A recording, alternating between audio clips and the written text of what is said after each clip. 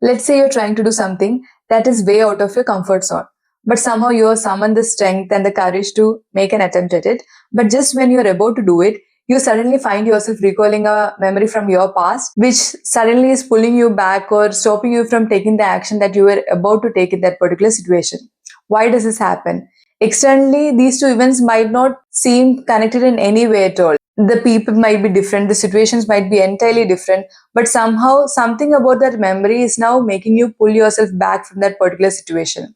And the reason why this happened is because your mind is somehow trying to convince you to not do the thing that you're about to do, because there is some perceived threat. There is some perceived pain that could possibly be an outcome from that particular situation that you might have to face. And your mind is showing you an evidence from your own past and trying to get you convinced that this might happen again in the future. Your mind is basically telling you, remember that event that happened in the past? You remember how much pain we went through because of that event? It is possible that if you go ahead and do the same thing that you're about to do right now, you might have to face the same pain. That is what the narrative that is going on in your mind, and that's the reason why you're pulling yourself back.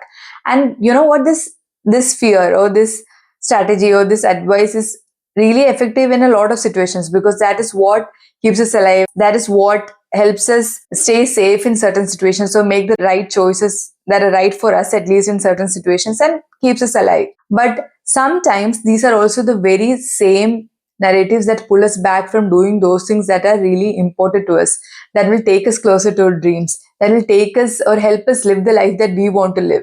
So it's very important in those cases, we have to pay attention to these narratives that go on in our mind and learn how we can change them. And to change them, we need to actually change or heal the memories or change the way we perceived our past experiences, so that we can process these experiences more correctly. Every experience that we went through in our life was there only to teach us something, and healing those memories is exactly what will help us process it correctly. And when we have processed it correctly, it can no longer stop us from doing the things that we should be doing in our life. And that is exactly what I talk about in my first book, Heal and Rise.